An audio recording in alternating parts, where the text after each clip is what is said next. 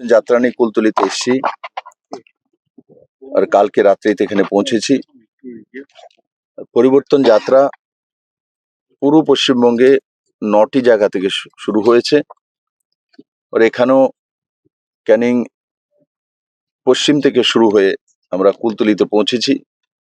এখন আরো 60 কিলোমিটার আজকে আমরা যাব। আমার সঙ্গে ইন্দ্রনীল খান যিনি যুব মোর্চার প্রেসিডেন্ট, ফাল্গুনিদি যিনি মহিলা মোর্চার প্রেসিডেন্ট, উৎপলদা আমাদের ডিস্ট্রিক্ট প্রেসিডেন্ট, জেনাজি আমাদের কনভেনার, যে পান্ডা দেবাংশু পান্ডা আছেন আমাদের এই যে পরিবর্তন যাত্রার ওটার উনি কনভেনার, আর বাকি নেতৃত্ব রয়েছে। আমরা একটা টিম নিয়ে বেরিয়েছি পশ্চিমবঙ্গের মানুষের যাতে মুক্তি দিতে পারি আর সেটাকে মানুষকে ভিজিবিলিটি দেওয়ার জন্য।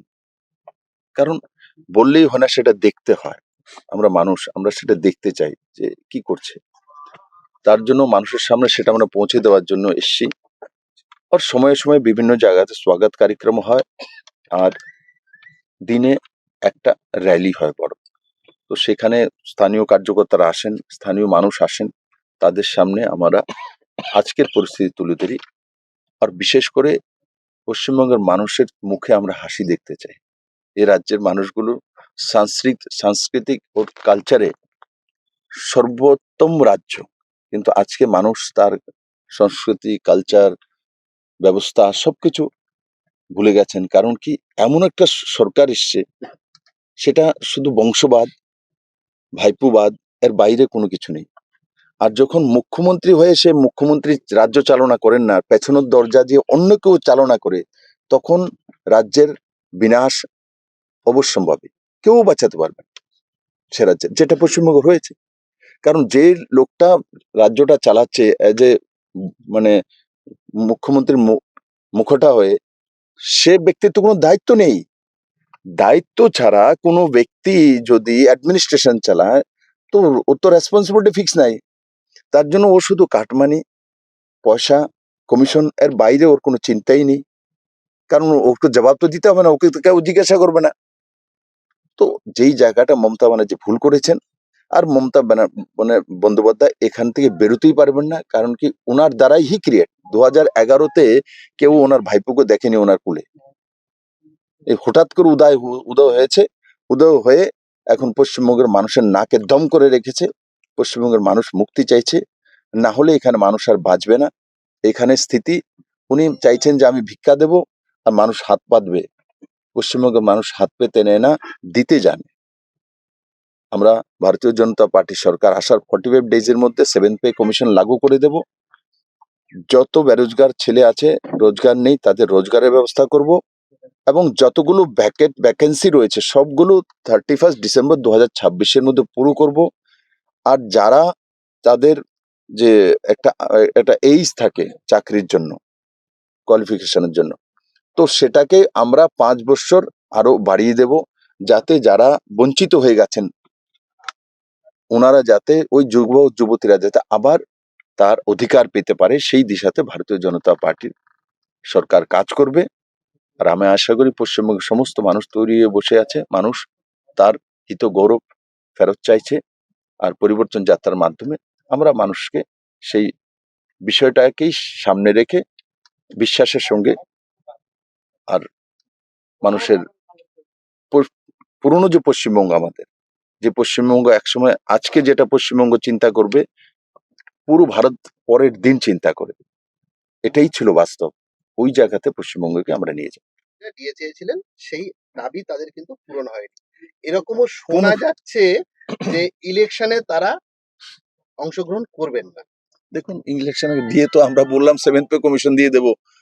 আপ চিন্তা কি, সবাইকে বলুন, বলে মাছ, মাংস, ইলিশ মাছ দিয়ে সবকিছু খাওয়া দাওয়া শুরু করুক, বাড়ির জন্য বেনারসি শাড়ি কিনে আনো, ছেলের জন্য নতুন জামা কাপড়, দুর্গাপূজার উৎসবে এই ইলেকশনটা মাতোয়ারা হয়ে যায়। কারণ কি, তারপরে 7th পে কমিশন আসছে, সে পুলিশ হোক, সে পিডব্লিউডি স্টাফ হোক, আর সে হেলথের স্টাফ হোক, সবাই পাবে।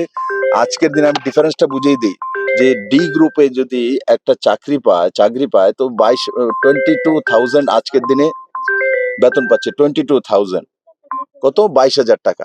7th পে কমিশন লাগু হলো কত পাবে, 27,000 টাকা। চিন্তা করা যায়। আচ্ছা, আপনি ভেবে যেখানে ভেবে দেখুন এসেছেন, একবার, ভেবে দেখুন একবার, যারা 30,000 টাকা বেতন পায়, গ্রুপ সিতে 33,000 বেতন পায়, এদের বেতন হয়ে যাবে 47,000 টাকা। আপনি কল্পনা করেছেন, আপনিও হয়তো আপনার পকেটে হয়তো চুলকানি হচ্ছে শুনে। আর এই টাকাটা যখন বাজারে আসবে তো সবার কাছে যাবে। কারণ কি, টাকাটা আসলে সরকারি এমপ্লয়িরা খরচা করবে, খরচা করলে পানের দোকানে তো যাবে, মাছের দোকানেতে যাবে, অটো ড্রাইভারও পাবে, প্লেনের যে মালিক সেও পাবে, যে রাস্তা তৈরি করছে সেও পাবে। টাকাটাও মার্কেটে আসবে। কারণ কি, যখন টাকাটা আসবে একটা ইলিশ মাছের বদলে 2টা ইলিশ কিনে আনবে। দুর্গাপুজোতে নিজের বউকে একটা শাড়ি দেওয়ার বদলে 2টা শাড়ি নিয়ে, বউ যে 7th পে কমিশন আমার জন্য কি আনবে, ছেলে বায়না করবে 7th পে কমিশন হয়ে গেছে আমার জন্য কি আনবে, তো বাবা খুশি হয়ে মা খুশি হয়ে নিয়ে আসবে। খুশিটাই তো চাই, হাসিটাই তো চাই আমরা। দেখুন, ওনার বিষয়ে আমার বলার কি আছে, আপনারাই বলুন। উনি ধর্নায় এসেছেন, ধর্নায় চলে যাবেন, ফ্ল্যাশব্যাকে যাচ্ছেন, যাওয়ার সময় আসলে যা যা করে ওই উনি করছেন। কারণ যেখানেই যাচ্ছেন ওনাকে মানুষ বিতাড়িত করছেন, ওনার ভাইপোকে দৌড়ে পালাতে হয়। এই তো পশ্চিমবঙ্গের অবস্থা, মানুষ বুঝে গেছেন। তো সেই কারণে মানুষের কাছেও যেতে পারবে না, তার জন্য ধর্নায় বসে গেছেন।